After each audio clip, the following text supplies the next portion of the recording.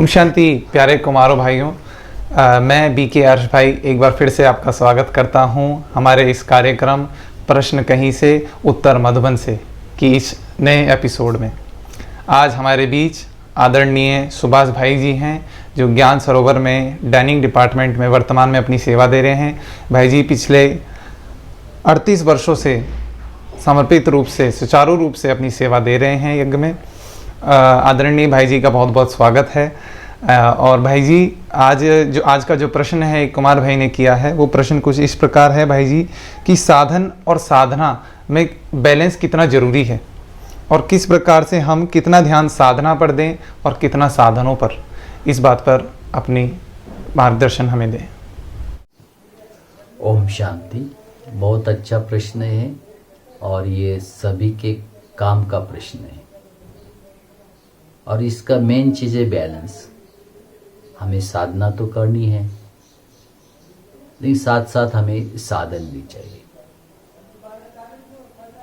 कई बार हम सोचते हैं क्या करना है, साधन की आवश्यकता नहीं, हमको सिर्फ साधना करनी है। तो सिंपल बात है, अगर समझो हम मेडिटेशन में बैठे और बहुत गर्मी लग रही है, हमारे कमरे में एसी नहीं है या पंखा नहीं है, तो हम उलझ जाएंगे उसमें, अरे गर्मी लग रही है अरे। तो जब हमारे पास साधन है तो इसको यूज़ करो। अगर हमारे पास वो सुविधा नहीं है तो हम जगह भी बदल सकते हैं, थोड़ा खुली हवा में भी जा सकते हैं। कई बार हम देखते हैं कि मच्छर बहुत होते हैं, हम बार बार ऐसे ऐसे करते रहते हैं। अगर वही चीज़ अगर हम 300-400 रुपए की एक मच्छरदानी लेके उसके अंदर बैठ के मेडिटेशन करेंगे तो आपको बहुत मजा आएगा। तो हमें साधना करनी है और साधन भी यूज करने हैं, लेकिन साधन अनलिमिटेड नहीं होना चाहिए। मतलब उसके अंदर जाना नहीं, मतलब ज़्यादा टू मच में नहीं जाना कहेंगे उसको। क्योंकि कई बार बोलते हैं ना कि हम जैसे सिंपल बात है, मोबाइल यूज़ करते तो कई लोगों ने क्या है ये तो माया है, ये इसको क्या है, ये तो दिमाग खराब करता है चीज़, इस प्रकार से कई लोगों को सोच चलता है। कई लोगों के लिए चलो ठीक है, लेकिन मैंने देखा हर एक को इसका अनुभव होगा कि उसके बिना काम भी नहीं होता है। जैसे कि हमको किसी दुकान से कोई चीज़ मंगानी है, आप 1 मिनट में एक फ़ोन करते आपके घर पहुंच जाती है वो चीज़। तो इसको यूज़ करो ना, साधन है ना ये। जैसे कि मैं अपना अनुभव सुनाता हूँ, जैसे कि मैं यूट्यूब में या ये दादिया जो हमारी आदि रतन है उसके बारे में लिखता हूँ, मोबाइल में लिखता हूँ, मोबाइल से ही फॉरवर्ड करता हूँ और उसी में काफ़ी मेरा समय भी जाता है और उसमें मुझे बहुत आनंद भी आता है। मतलब जो साधन है उसको यूज़ करके हजारों लाखों लोगों को उसका फायदा पहुंचाने का काम करते हैं, तो इसको लाभ मिलता है, अपने को संतुष्टि भी मिलती है। तो बाबा ने भी यही हमें कि हमें ज़्यादा मतलब साधना पर ही ध्यान रखना है, लेकिन अगर साधना के लिए साधन विघ्न नहीं होना चाहिए। विघ्न नहीं होना चाहिए इसका मतलब ये नहीं कि हम कोई साधन यूज ही नहीं करे। पहले हम लोग जैसे कमरे में छोटे छोटे कपड़े धुलाई करते थे, तो धुलाई करो, फिर उसको फिर स्क्वीज करो, फिर उसको सुखा दो, ऐसे काफ़ी प्रोसेस लगता था।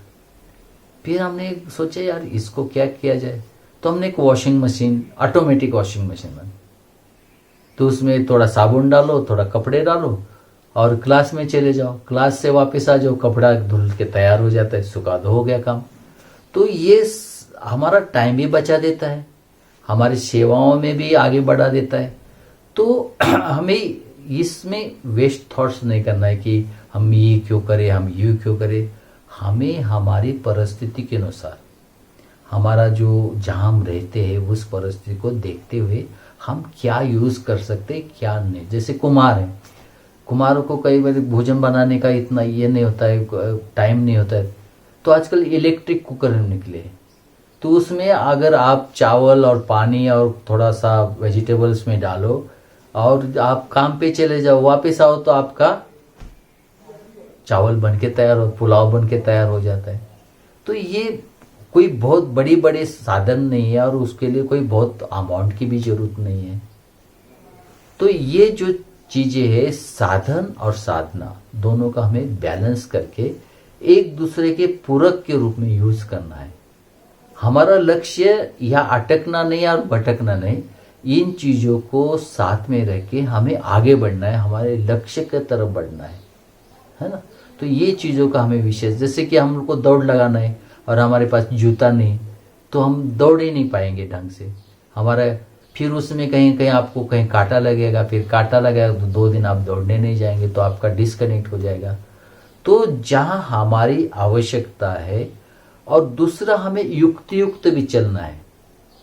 जैसे कि कई बार ऐसा होता है कि हम बड़ बोले होते हैं, हम ये करेंगे, हम ये करने वाले, हम ये लेने वाले। हाँ, कई बार ऐसे भी होता है ना कोई कि हम अपनी काफ़ी पूंजी इकट्ठा करके, हम बचत करके हम सोचते चलो हम एक टू व्हीलर लेंगे या 4 व्हीलर लेंगे, और फिर जैसे हम सबको बताते रहेंगे और हम लेने वाले, तो इतने में कोई ऐसी चीज़ निकलेगी या कुछ ईश्वरीय सेवा निकलेगी, बोलेंगे भाई ये क्यों लेते, इससे तो यही सेवा करो। तो हमारा जो प्लान है ना एकदम चेंज हो जाता है, फिर हम दुविधा में पड़ते थे। लेकिन अगर यही चीज़ आप युक्त आप गुप्त रूप में करो, आप ले आओ और उद्घाटन करने चले जाओ, तो बात खत्म हो जाती है, किसी का थॉट्स भी नहीं चलेगा। तो हमें युक्त भी चलना है, और कहाँ कौन सी चीज़ बोलनी उसकी हमें अक्ल होनी चाहिए। कौन सी चीज़ कहाँ हमको देना है, कहाँ लेना है, कहाँ रहना है। तो छोटी छोटी बातें, जो अगर हम किसी शराब की दुकान के बाहर खड़े हैं, बैठे हैं, गप्पे मारे, तो जो जाने आने वाला क्या सोचेगा, अरे ये क्या शराब पी रहा है क्या। तो हमारा खड़ा रहना वो भी एक मायना रखता है, हम कहीं देख रहे वो भी कोई मायना रखता है, क्योंकि हम कुमार हैं, हम भगवान के बच्चे हैं। हम क्या खा रहे, हम कहाँ बैठे हैं, हम क्या सोच रहे, हर चीज़ का बहुत बड़ा महत्व है।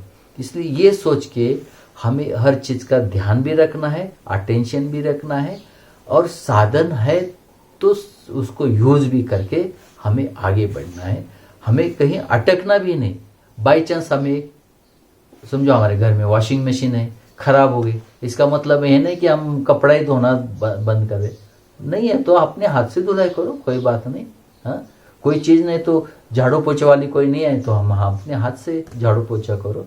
जैसे हम लोग ज्ञान सभा में जैसे कोरोना के समय क्या हुआ, कोई लेबर कोई नहीं आती थी, कोई तो हम लोग ही पूरे रास्ते का झाड़ू लगाते थे, हम लोग सब्जी काटते थे, रोटी बनाते थे, खाना बनाते थे, कितना आनंद आता था, एंजॉय करते थे, मज़ा आता था।